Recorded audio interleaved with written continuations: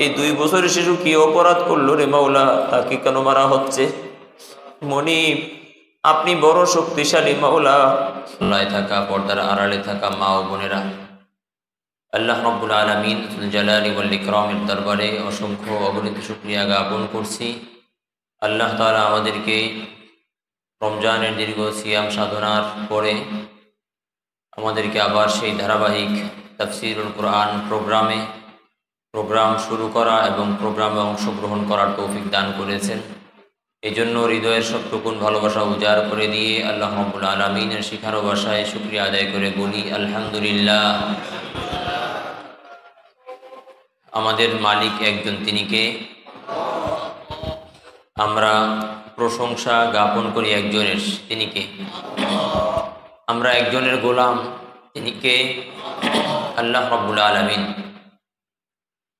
সে আল্লাহ রাব্বুল আলামিনের নাজিলকৃত গ্রন্থ, মানবতার মুক্তির জন্য যিনি যে গ্রন্থ অবতীর্ণ করেছেন, কোরআনে কারীমের তিনটি আয়াতে কারিমা আমি তেলাওয়াত করেছি। সূরা বাকারা কোরআন মাজিদের সবচাইতে বড় সূরা, ধারাক্রম হিসাবে দ্বিতীয় সূরা। এই সূরার 127, 28 এবং 29 নং আয়াতে কারিমা তেলাওয়াত করেছি। আল্লাহ রাব্বুল আলামিনের তৌফিক যদি শামিলে হাল হয়, ইনশাআল্লাহ এই বিষয়ে কিছু কথা বলবার চেষ্টা করব। ওমা তৌফিকি ইল্লা বিল্লাহ। 128 নং আয়াতে আল্লাহ রাব্বুল আলামিনের যে খলিল ইব্রাহিম আলাইহিস সালাম, তিনি আল্লাহ রাব্বুল আলামিনের কাছে 3টি আবেদন করেছেন, 3টি দোয়া করেছেন আল্লাহ রাব্বুল আলামিনের কাছে। আমরা গুনে গুনে 3টি কথা শুনবো ইনশাআল্লাহ।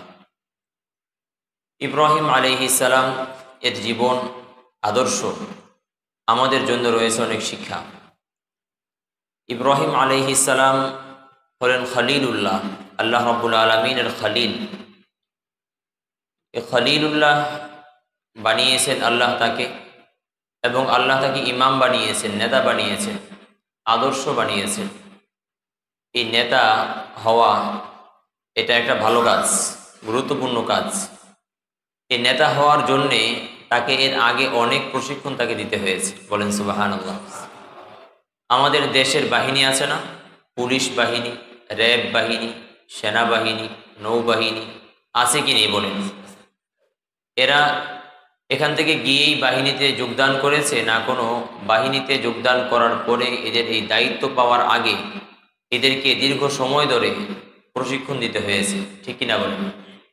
ট্রেনিং পিরিয়ড যেটা, এটা কষ্টের হয় না আনন্দের হয়? আওয়াজ নেই। ট্রেনিং পিরিয়ডটা কষ্টের হয় না আনন্দের হয়? এখানে যে যত বেশি কষ্ট করবে, মেহনত করবে, শ্রম দিবে, সে তার লক্ষ্যে তত বেশি বুঝতে পারবে, ঠিক কিনা বলেন?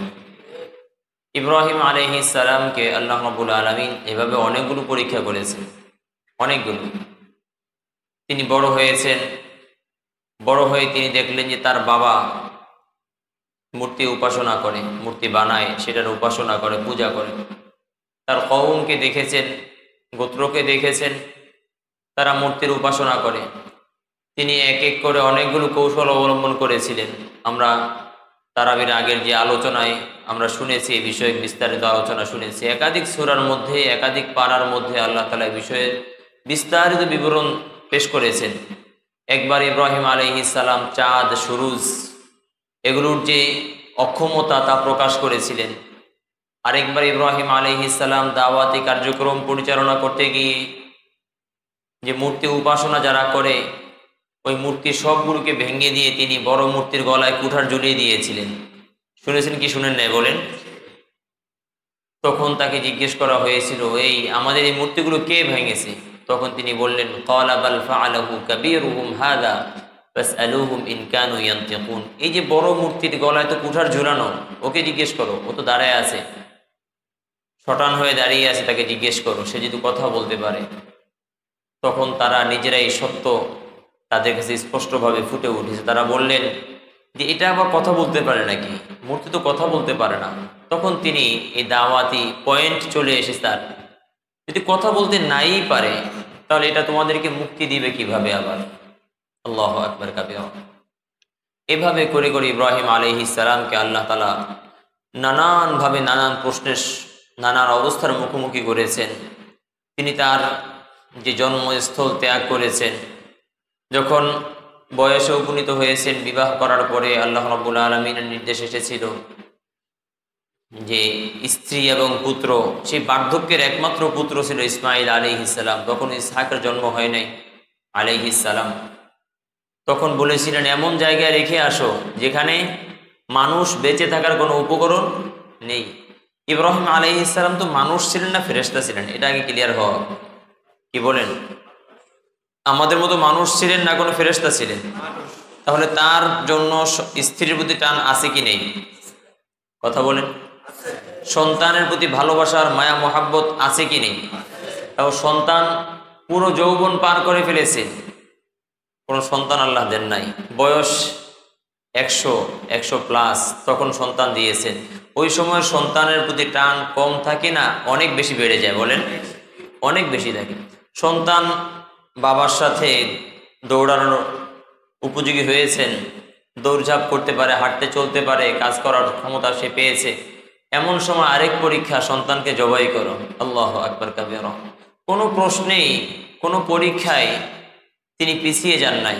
এই যে এখন এসএসসি পরীক্ষা চলে না, যেই ছেলেটা পড়াশোনা করে না, শুধু নাকে তেল দিয়ে ঘুমায়, শুধু ঘুমায় আর ঘুমায়, আর পরীক্ষা হলে গিয়ে পরীক্ষা দেয়, ও কি ভালো ফলাফল করতে পারবে? কি বলেন?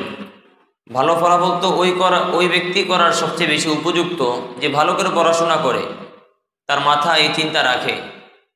ইব্রাহিম আলাইহিস সালামের ব্যাপারে আল্লাহ রাব্বুল আলামিন বলেছেন, وَإِذِ ابْتَلَى إِبْرَاهِيمَ رَبُّهُ بِكَلِمَاتٍ فَأَتَمَّهُنَّ قَالَ إِنِّي جَاعِلُكَ لِلنَّاسِ إِمَامًا قَالَ وَمِنْ ذُرِّيَّتِي قَالَ لَا يَنَالُ عَهْدِ الظَّالِمِينَ। আল্লাহ রাব্বুল আলামিন বলেন, আমি ইব্রাহিমকে এক এক করে অনেকগুলো পরীক্ষা করেছিলাম, সবগুলো পরীক্ষা সে পরিপূর্ণ অ্যান্সার করেছে, সবগুলোতে সে উত্তীর্ণ হয়েছে। সুবহানাল্লাহ বলেন। আল্লাহ রাব্বুল আলামিন এরপরে বলেন, আমি তাকে ইমাম বানিয়ে দিয়েছি, এর ফলশ্রুতিতে আমি তাকে ইমাম বানিয়ে দিয়েছি। এই যে এত কিছু তিনি পেশ করেছেন, করার পরে তিনি পুত্র ইসমাইলকে সঙ্গে নিয়ে বাইতুল্লাহ, যে কাবা, বাইতুল্লাহর দিকে আমাদের দিলের টান আছে কি নেই বলেন?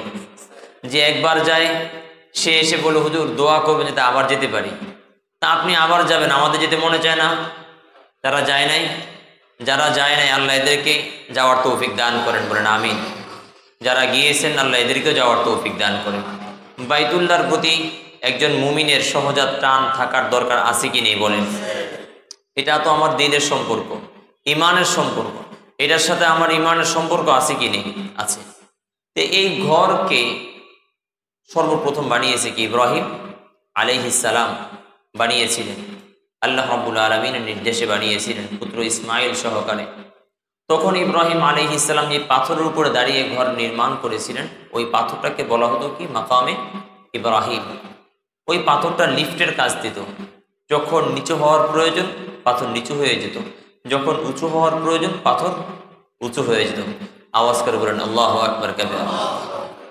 আল্লাহ বড়, অনেক বড় আল্লাহ তাআলা। এই যখন এই কাজগুলো সমাপ্ত করেছিলেন, ইব্রাহিম আলাইহিস সালাম পুত্র ইসমাইল সহকারে আল্লাহর কাছে দোয়া করেছেন, আল্লাহ আপনি আমাদেরকে আপনার অনুগত বান্দা হিসেবে কবুল করেন। কেমন বান্দা? অনুগত বান্দা হিসেবে কবুল করেন।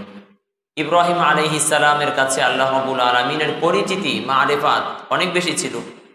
এই জন্য কাজ করার পরে তার সামনে অনেক বেশি পরিমাণে আকুতি, অনেক বেশি পরিমাণে অসম্পূর্ণতার ভয় তার দিলে চলে এসেছিল।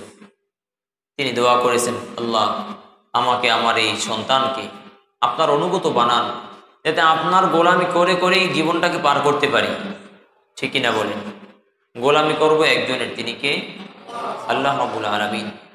হাদিসে নববীতে নবী আলাইহিস সালাম এর চমৎকার দোয়া, আল্লাহুম্মা ইন্নী আসলামতু ওয়াজহি ইলাইক, আল্লাহ আমি আমার চেহারাকে আপনার দিকে আত্মসমর্পণ করেছি। আরেক দোয়া, আল্লাহুম্মা লাকা আসলামনা, আল্লাহ আমি আমার নিজেকে আপনার জন্যই নিবেদিত প্রাণ করেছি। আল্লাহু আকবার কাবীরা। এই জন্য নিবেদিত প্রাণ, আত্মসমর্পণ শুধুমাত্র একজনের কাছেই করতে হয়, তিনি কে? আল্লাহ রাব্বুল আলামিন এই দোয়াই করেছিলেন, রব্বানা ওয়াজআলনা মুসলিমাইনি লাকা ওয়া মিন যুররিয়্যাতিনা উম্মাতাম মুসলিমাতাল লাক। প্রথম আবেদন যে আমাদের এই দুইজনকে আপনি আপনার অনুগত বান্দা হিসাবে কবুল করে নেন, বলেন আমিন। দ্বিতীয় আবেদন, প্রথম পয়েন্ট ক্লিয়ার। দ্বিতীয় আবেদন হচ্ছে সন্তানের জন্য দোয়া করা। সন্তানের জন্য তিনি দোয়া করেছিলেন, ওয়া মিন যুররিয়্যাতিনা উম্মাতাম মুসলিমাতাল লাক। আল্লাহ, আমার এই সন্তান, এই বংশধর, এদের মধ্য থেকে একটা অনুগত দল আপনি তৈরি করে দেন, একটা অনুগত দল বানিয়ে দেন, যারা আপনার আনুগত্য করবে, আপনাকে এক বলে স্বীকার করবে, আপনাকে চিনবে, আপনার গোলামি করে জীবন কাটাবে। শুধুমাত্র নিজের চিন্তাই করেন নাই, বরং কার চিন্তা করেছেন? নেক্সট জেনারেশন, তারা যেন ইমানের সাথে বাঁচে, ইমানের সাথে মৃত্যুবরণ করে, সেই চিন্তাও করেছেন। আচ্ছা, আমরা দুনিয়ার চিন্তা যদি করি, দুনিয়ার প্রেক্ষাপট যদি দেখি, আমি নিজে সুস্থ, সন্তানটা অসুস্থ, তাহলে কি আমি আমার সুস্থতাটা পরিপূর্ণরূপে ভোগ করতে পারবো? আওয়াজ নাই, কি বলেন? আমি সুস্থ, আমার স্ত্রী অসুস্থ, তাহলে কি সুস্থতার নিয়ামতটা খুব ভালো করে উপলব্ধি করা যাবে? যাবে না। বরং আমি নিজে সুস্থ হওয়ার সঙ্গে সঙ্গে আমার পুরো পরিবার যখন সুস্থ থাকবে, তখন আমার কাছে মনে হবে যে না, আমি এখন একটা সুস্থ জীবন যাপন করছি, সুখী জীবন যাপন করছি। ঠিক কিনা বলেন? ঠিক একইভাবে পরকালীন চিন্তা, পরকালীন দিক, এক্ষেত্রেও আছে আমাদের জন্য এক শিক্ষা। আমি আমার সন্তানের শুধুমাত্র দুনিয়ার জীবন নিয়ে চিন্তা করা, এটা কোনো মুমিনের জন্য সাজে না।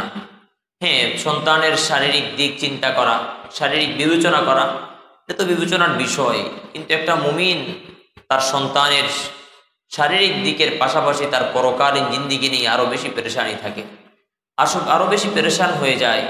হায়, আমার সন্তানের ইমানি চেতনাবোধ তৈরি হচ্ছে কি হচ্ছে না, আমার সন্তানের দিলটা গুনাহের কালিমা দিয়ে শেষ হয়ে যাচ্ছে কিনা, আমার সন্তানের অন্তরটা কোরআনের আলোয় আলোকিত হচ্ছে কিনা, কোরআনের যে বিভা এটা আমার সন্তানের মধ্যে ঢুকছে কিনা, এতে করেও একজন মুমিন চিন্তাশীল হয়, তার সন্তানকে সে এভাবে গড়ে তুলতে চায়। নবী আলাইহিস সালাতু ওয়াস সালাম এর হাদিসের মধ্যে ইরশাদ হয়েছে, রাসূল বলেন, কুল্লু মাউলুদিন ইউলাদু আলাল ফিতরা ফাআবাওয়াহু ইউহাউইদানিহি আও ইউনাসসিরানিহি আও ইউমাজ্জিসানিহি। প্রত্যেকটা সন্তান, নবজাতক সন্তান, সেই স্বভাবজাত ধর্মের উপরে সে প্রতিষ্ঠিত হয়ে সে সঠিক সত্য গ্রহণ করার পরিপূর্ণ যোগ্যতা নিয়ে সে দুনিয়াতে আসে। কিন্তু পারিপার্শ্বিকতা তাকে কখনো ইয়াহুদি বানায়, তার বাবা মা তাকে ইয়াহুদি বানায়, তার বাবা আর মা তাকে কখনো নাসারা বানায়, কখনো খ্রিস্টান বানায়, কখনো বৌদ্ধ বানায়, কখনো পশ্চিমা সভ্যতা তাকে আক্রান্ত করে ফেলে। তার আমার সন্তান আমাকে দেখে তার সকাল কাটে, আমাকে দেখে তার বিকাল কাটে, আমাকে দেখে সে তার শৈশব পার করে, আমাকে দেখে সে তার কৈশোর পার করে। আমার মধ্যে যদি ঈমান ইসলাম পরিপূর্ণ মাত্রায় থাকে, আমার সন্তান আমাকে দেখে এটা শিখবে। ঠিক কিনা বলেন? আমার মধ্যে যদি সন্তান আমাকে দেখলো যে বাবা তো সকালবেলা উঠে কোরআন তেলাওয়াত করে, তাহলে সন্তান তেলাওয়াতে অভ্যস্ত হবে কি হবে না বলেন? সন্তান দেখে যে বাবা তো ফজরের সময় ঘুম থেকে উঠে, কনকনে শীতের মধ্যে, আবার যখন রাত ছোট হয়ে যায়, ঘুমের চাপ থাকা সত্ত্বেও বাবা তো ফজরের নামাজ গিয়ে মসজিদে পড়ে, তখন সন্তানও এর উপরে অভ্যস্ত হবে কি হবে না বলেন? তাহলে সন্তান আমাকে দেখে সে মুসলিম হবে, সন্তান আমাকে দেখে অমুসলিম হবে। এই জন্য সন্তান নিয়ে চিন্তা অনেক ফ্যামিলিতে আছে। সচেতন ফ্যামিলিতে সন্তান নিয়ে চিন্তা করে। হ্যাঁ, সন্তান চিন্তা করার বিষয়। সন্তানের শুধুমাত্র দুনিয়ার জীবন নিয়ে চিন্তার ব্যাপার নয়, সন্তানের পরকালকে নিয়েও কি করতে হবে? চিন্তা করতে হবে। আমার সন্তানটা না জানি আবার পশ্চিমা কৃষ্টি কালচার আক্রান্ত হয়ে যায়, আমার সন্তানটা না জানি ভিন্ন কোনো কিছুতে আক্রান্ত হয়ে যায়, এটার চিন্তাও করতে হবে কি হবে না বলে? এই চিন্তাও আমাকে করতে হবে, এই চিন্তা লালন করতে হবে, এই চিন্তা বাস্তবায়ন করতে হবে যে আমি কিভাবে জীবন কাটাচ্ছি। ইব্রাহিম আলাইহিস সালাম এই চিন্তাই করেছিলেন। তিনি বলেছেন, ওয়া মিন যুররিয়াতিনা উম্মাতাম মুসলিমাতাল লাক, আমার সন্তানদের মধ্য থেকে আমার পরবর্তী জেনারেশনের মধ্য থেকে একটা অনুগত দল আপনি সৃষ্টি করে দেন, একটা অনুগত দল তৈরি করে দেন। এই জন্য প্রত্যেকটা ক্ষেত্রে এই চিন্তা করা দরকার। আমাদের সমাজের বাস্তব কিছু চিত্র ইমাম হওয়ার সুবাদে আমার সামনে আসে। আমি যদি ইমাম, সমাজের প্রত্যেকটা মানুষের সঙ্গে আমার সম্পর্ক এবং প্রত্যেকটা মানুষ চেষ্টা করে সম্পর্ক রাখতে, সেই হিসাবে অনেকগুলো চিত্র যেগুলো আসলে খুব একটা ভালো চিত্র না, এটা আসে আমার সামনে। সেদিন এক বাবা, তার চোখ দিয়ে পানি ঝরছে, হুজুর ছেলেটা কথা শোনে না। উনি প্রায় আসে আমার কাছে, এসে কান্না করে, হুজুর ছেলেটা কথা শোনে না। আচ্ছা, এর আগে আমাকে একটা জবাব দিন, আপনি একটা মাটির চাকা দিয়ে কিছু বানাতে চেষ্টা করছেন, এই মাটিটা যদি শক্ত হয়ে যায় বানাতে পারবেন? কথা নাই। শক্ত হয়ে গেলে বানাতে পারবেন? কখন বানাতে হবে? যখন নরম থাকবে।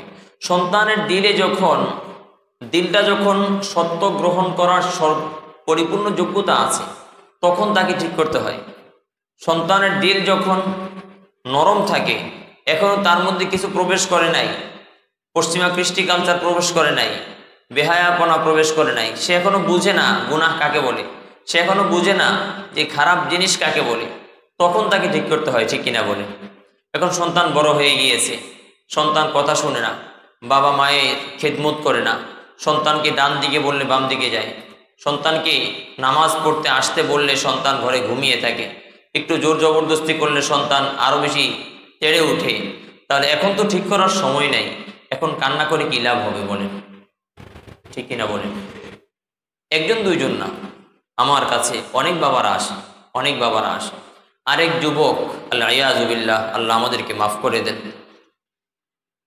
সমাজের চিত্র খুবই খারাপ। আমার ভাই এক যুবক একদিন এখানে এসে বলল, হুজুর আমি আপনার সাথে একটু কথা বলবো। বলো না হুজুর, একান্তে বলবো। ওকে আমি রুমে নিয়ে যাই। তখন সে বলল, হুজুর আমি গুনাহ করে ফেলেছি, আমি কি করব? আমি আর তাকে কথা বাড়াইতে দিইনি, আমি বুঝে ফেলছি সে কিসে আক্রান্ত হয়ে পড়েছে। দেখেন, এই যুবক নষ্ট হওয়ার পেছনে ও নিজে দায়ী না, ওর জীবন নষ্ট করার পেছনে ও একা দায়ী না, ওর বাবা দায়ী, ঠিক কিনা বলেন? ও কেন এইটুকু সুযোগ পাইল? ওর জীবন নষ্ট হওয়ার পেছনে সমাজ দায়ী, ও যে শিক্ষা ব্যবস্থাপনায় পড়েছে ওই ব্যবস্থাপনা দায়ী, ওর পারিপার্শ্বিকতা দায়ী। এবং শুধু তাই না, সমাজের মধ্যে যে যুবতী মেয়েগুলো আছে তারাও দায়ী এখানে। এই জন্য একদিনে মানুষ নষ্ট হয় না, একদিনে সমাজ পরিবর্তন করাও যায় না, আবার সমাজের অধঃপতন একদিনে শেষ হয় না। কেন আজকে আমাদের উপরে এত জুলুম নির্যাতন? কেন 200 কোটি মুসলমান থাকা সত্ত্বেও আজকে এতটা নির্যাতিত হতে হচ্ছে? কোথায় মুসলমানিত্ব? কোথায়? কি পারি আমি? আমার মধ্যে ইসলামের কতটুকু আছে? সমাজের মধ্যে কতজন লোক আছে? সমাজের মধ্যে মুসলিম কতজন?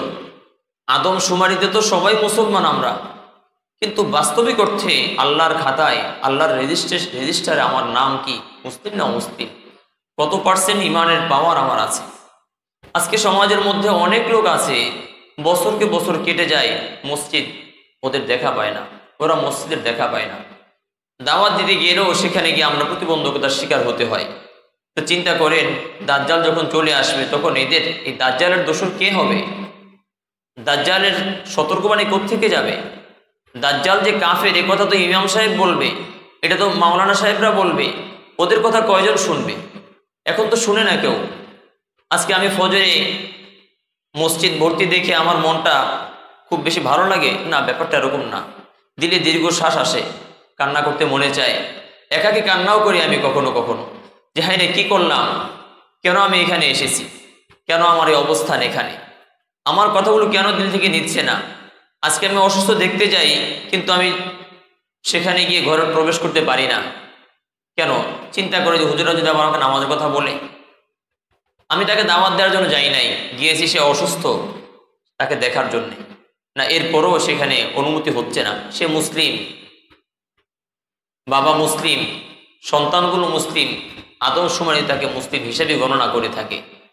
এজন্য মেরে ভাই, সমাজের এই উন্নতির জন্যে, সমাজকে ভালো দিকে আনার জন্যে শুধু একা শ্রম, একজনের পরিশ্রম যথেষ্ট নয়, আপনার শ্রম দরকার এখানে। আপনার পাশের ফ্ল্যাটে যে লোকটা থাকে তাকে নিয়ে আপনার চিন্তা করতে হবে। আপনার যে বন্ধু আছে তার ঈমান নিয়ে, তার আখলাক নিয়ে আপনাকে চিন্তা করতে হবে। তাকে আমাদের কাছে নিয়ে আসেন, কোনো আলেমের কাছে নিয়ে যান, তার উন্নতি ইনশাল্লাহ হবেই হবে। পারবো ইনশাল্লাহ, পারবো ইনশাল্লাহ। আল্লাহ তৌফিক দান করেন, আমিন। কোরআন মাজিদের যে আয়াত আমি পড়েছি, ওয়ামিন যুররিয়াতিনা উম্মাতাম মুসলিমাতাল লাক, এই জন্য সন্তানের শারীরিক দিক নিয়ে চিন্তা তো করতে হবে, কিন্তু এর চেয়ে কোটি গুণ বেশি চিন্তা করতে হবে তার পরকাল নিয়ে। তার দিলে কোরআনের মহব্বত আছে কি নেই, তার দিলে হাদিসের মহব্বত আছে কি নেই, তার দিলে নবীর মহব্বত আছে কি নেই, তার সকাল সন্ধ্যা কিভাবে কাটে, তার সকাল সন্ধ্যা কি আল্লাহর নাফরমানিতে কাটে, না কোনো তার সকাল সন্ধ্যা আল্লাহ রব্বুল আলমিনের শুকর গুজার, আল্লাহ রব্বুল আলমিনের ইবাদত বন্দেগীতে কাটে। সন্তান প্রাপ্তবয়স্ক হয়ে পড়েছে, হয়ে উঠেছে, এখন আপনি দেখেন সন্তান নামাজ পড়ে কিনা, সে কোরআন মাজিদ বিশুদ্ধভাবে পড়তে জানে কিনা, সে নামাজের মাসায়েল জানে কিনা, সে আবার কোনো খারাপ সম্পর্কে আক্রান্ত হয়ে পড়েছে কিনা, এগুলো চিন্তা করার দরকার আছে কি নেই বলেন। কিন্তু কতজন বাবা আর মা এটা নিয়ে চিন্তা করে? আলহামদুলিল্লাহ কিছু লোক আছেন যারা চিন্তা করে, যারা এসে পড়ে থাকে হুজুর কি করব। কিন্তু উচিত তো হচ্ছে, আপনি নিজে আলেম না, আপনি আপনার সন্তানটাকে দিনদার বানাতে চাচ্ছেন, আপনি আপনার পছন্দসই, আপনি আপনার পছন্দসই কোনো আলেমে দিন, কোনো ধর্মীয় ব্যক্তিত্ব এদের কাছে এনে আপনার সন্তানকে আপনি হাতে উঠিয়ে দেন যে বাবা আমি তোমার জন্মদাতা বাবা, ঠিক আছে, কিন্তু আজকে থেকে তোমার সকল কাজকর্ম ওনাকে দেখে পরিচালিত হবে, তোমার সকল জানা অজানা বিষয়গুলো তার সাথে শেয়ার করবে, তুমি কোনো কাজ করতে গেলে ওনার সাথে শেয়ার করে চলবে। এমন করার দরকার আছে কি নেই বলে।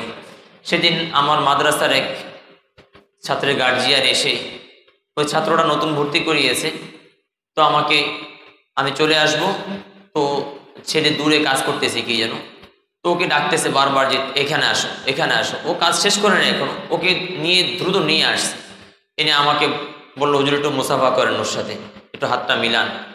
হাত মিলানোর পরে হুজুর ধরেন ও হাতটা, তখন বলল হুজুর আমি আমার ছেলেটাকে আপনার হাতে উঠিয়ে দিয়েছি, সকল জিম্মাদারি আপনার, ও কি হবে সেটা আপনি জানেন, ও কোনটা করবে না সেটা আপনি জানেন, ওকেও বলে দিয়েছে যে তুমি কোনটা করবে আর করবে না সেটা হুজুর যেন জানে। ব্যাপারটা তো এভাবে হওয়া দরকার ছিল। এই ফর্মালিটি না হওয়া হতে পারে, কিন্তু জীবনটা তো এভাবে করা দরকার। আজকে আমি আমার সন্তানকে ডক্টর বানাইতে চাইলে তো ডক্টরের শরণাপন্ন হতে হবে। আমি নিজে তো বুঝি না এই কারিকুলামগুলো, কিন্তু আমার সন্তানটাকে দিনদার বানাতে চাইলে কোনো দিনের প্রাজ্ঞ কোনো ব্যক্তিত্ব এর শরণাপন্ন হওয়ার দরকার আছে কি নেই বলেন? দরকার আছে। কিন্তু কতজন বাবা মা দিয়েছেন, কতজন বাবা মা এটা করেছেন?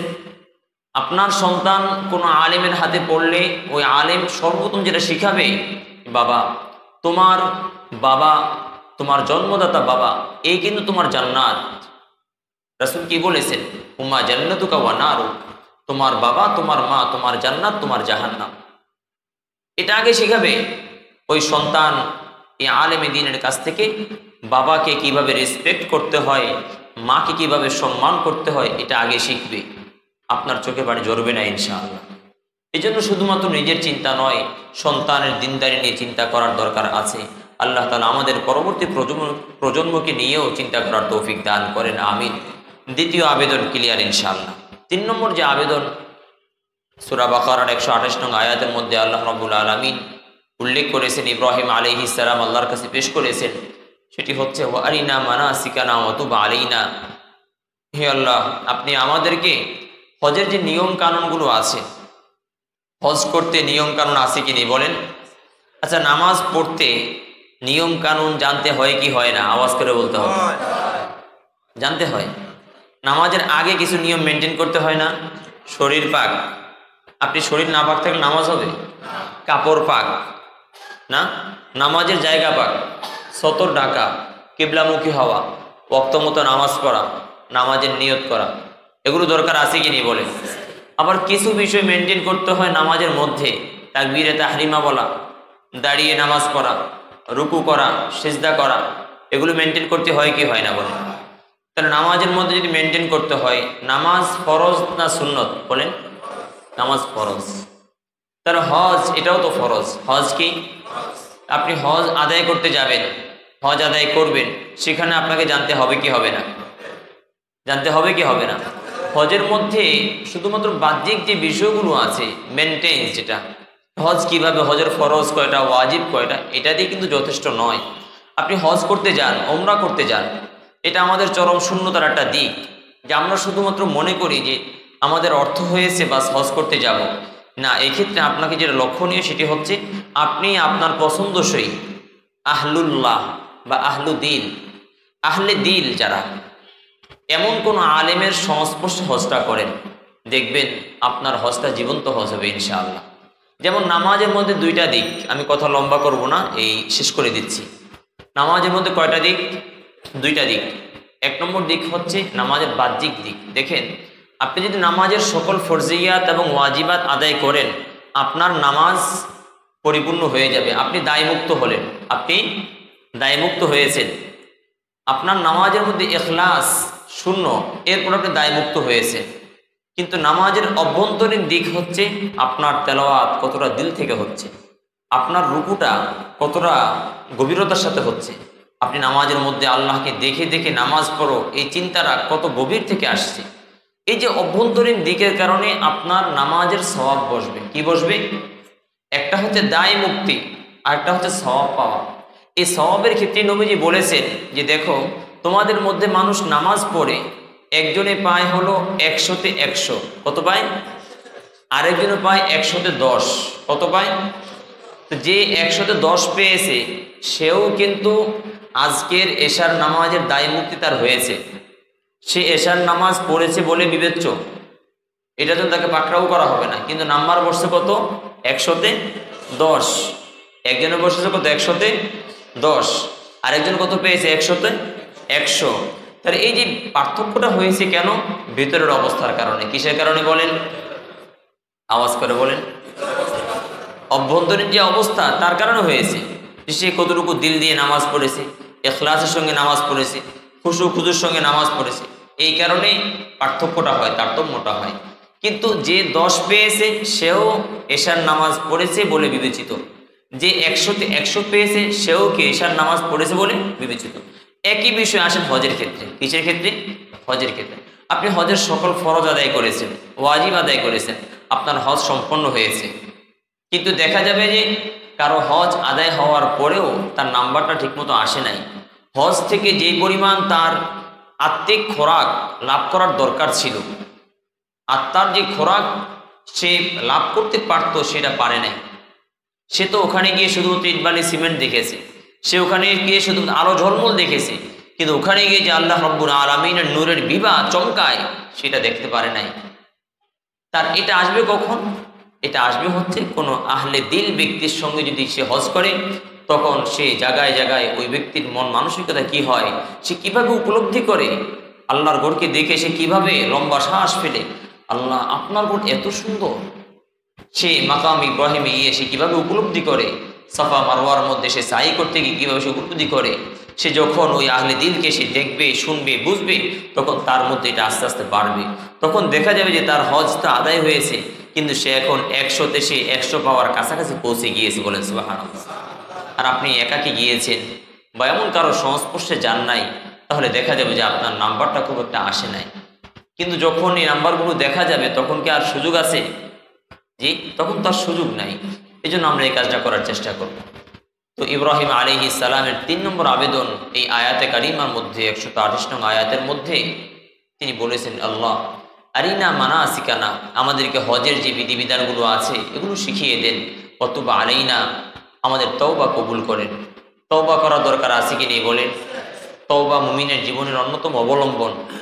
গুনাহের কারণে যত সব খারাপ দিক আসে, আমার পেটের ব্যথা, আমার অসুস্থতা, আমার সকল অসঙ্গতি, এই সব কিছুর কারণ হচ্ছে আমার নাফরমানি। সব কিছুর কারণ কি বলেন? আমার নাফরমানি। কোন এক বুজুর্গ বলেছেন যে আমি মনে করি যে আমার যে গরুটা অসুস্থ হয়ে গেছে, এটা আমার গুনাহের কারণে গরু অসুস্থ হয়েছে। কারণ ওই গরু তো নিষ্পাপ, ওর তো কোনো গুনাহ নাই, ওর সব যেমন নাই গুনাহ তেমন নাই, তো অসুস্থ হবে কেন? আমার গুনাহের কারণে এটা অসুস্থ হচ্ছে। এই জন্য গুনাহ হচ্ছে সকল অনিষ্টতার মূল, গুনাহ হচ্ছে সকল অশান্তির মূল, গুনাহ হচ্ছে সকল অশান্তি এবং যত খারাপ দিক আছে সকল খারাপের মূল হচ্ছে কি আমার গুনাহ, আমার নাফরমানি। এই জন্য গুনাহ থেকে পাকসাফ হওয়ার জন্য তওবা করতে হবে। ইব্রাহিম আলাইহিস সালাম তৃতীয় যে আবেদন করেছেন আল্লাহ রাব্বুল আলামিনের কাছে, যে আল্লাহ আমাদেরকে হজের বিধানগুলো শিখিয়ে দেন এবং আমাদের তওবা কবুল করেন। তাহলে আমরা আজকের আলোচনার সামারি আবার টেনে নিয়ে আসছি। সূরা বাকারার 128 নং আয়াতে ইব্রাহিম আলাইহিস সালাম আল্লাহ রাব্বুল আলামিনের কাছে কয়টি আবেদন করেছেন? আওয়াজ করে বলি, 3টি আবেদন করেছেন। প্রথম আবেদন ছিল যে আল্লাহ, আমি এবং আমার যে সন্তান ইসমাইল, এই দুইজনকে আপনার অনুগত হয়ে জীবনযাপন করার তৌফিক দান করেন। যেন জীবনের প্রতিটা ক্ষণে প্রতিটা মুহূর্তে একমাত্র কার আনুগত্য করতে পারি? আল্লাহ রাব্বুল আলামিন। দ্বিতীয় আবেদন ছিল যে আল্লাহ, আমাদের যে পরবর্তী বংশধর আসবে, এই বংশধরের মধ্য থেকে একটা অনুগত দল আপনি তৈরি করে দেন, একটা অনুগত দল আপনি তৈরি করে দেন, যারা আপনার উপাসনা করবে, আপনার কথা বলবে, আপনাকে মানবে। 3 নম্বর আবেদন ছিল ইব্রাহিম আলাইহিস সালামের, আল্লাহ হজ করব, হজ করার যে সকল নিয়ম কানুন বিধিবিধান এগুলো আমাদেরকে শিখিয়ে দেন এবং আমাদের তওবা আপনি কবুল করেন। শেষমেশ ইব্রাহিম আলাইহিস সালাম বলছেন, ইন্নাকা আনতাত তাওয়াবুর রহিম, আপনি তো হচ্ছেন তওবা কবুলকারী, আপনি পরম দয়ালু। আল্লাহ তাআলা আমাদেরকে এই 3টি শিক্ষা আমাদের জীবনে ধারণ করার তৌফিক দান করেন। সকলে আওয়াজ করে বলি আমিন। ওয়া আখিরু দাওয়ানা আলহামদুলিল্লাহি রাব্বিল আলামিন। আল্লাহুম্মা সাল্লি আলা মুহাম্মাদ ওয়া আলা আলি মুহাম্মাদ কামা সাল্লাইতা আলা ইব্রাহিম ওয়া আলা আলি ইব্রাহিম ইন্নাকা হামিদুম মাজিদ। اللهم بارك على محمد وعلى آل محمد كما باركت على إبراهيم وعلى آل إبراهيم إنك حميد مجيد. الحمد لله رب العالمين والصلاة والسلام على أشرف الأنبياء وسيد المرسلين وعلى آله وأصحابه أجمعين. ربنا ظلمنا أنفسنا وإن لم تغفر لنا وترحمنا لنكونن من الخاسرين. আল্লাহ, আপনার কাছে আমাদের জীবনটাকে সমর্পণ করে দিয়েছি মাওলা। আপনার প্রতি আমরা বিশ্বাস স্থাপন করেছি, আপনার উপরই আমরা ভরসা করেছি মাওলা। আল্লাহ, আপনি ছাড়া অন্য কারো উপরে আমরা ভরসা করি নাই। মেহেরবানি করে আমাদের জিন্দেগীর সমস্ত গুনাহ খাতাগুলোকে মাফ করে দেন। আল্লাহ, দিনের আলোতে আপনার নাফরমানি করেছি, রাতের অন্ধকারেও আপনার যে সকল নাফরমানি করেছি। আল্লাহ, যখন যুবক ছিলাম তখন যে সকল নাফরমানি করেছি, যাদের বার্ধক্য চলে এসেছে মাওলা, বার্ধক্যেও যে সকল নাফরমানি করেছি, আমাদের নাফরমানির কারণে মাওলা শাস্তি দিয়েন না মাওলা। মৃত্যুর আগে আগে মাওলা পরিপূর্ণ মুসলিম হওয়ার তৌফিক দিয়ে দেন মাওলা। আল্লাহ, বিশ্বের যে সকল প্রান্তে মুসলমানরা নির্যাতিত হইতেছে মাওলা, আল্লাহ গাজ্জায় তো মাওলা জাতি নিধন চলতেছে মাওলা, ওরা যেন মুসলিম জাতিকে শেষ করে ফেলবে মাওলা। মনিব মেহেরবানি করে মাওলা জালেমদের জুলুম থেকে মাওলা গাজ্জার মুসলিম ভাই বোনদেরকে বাঁচান মাওলা।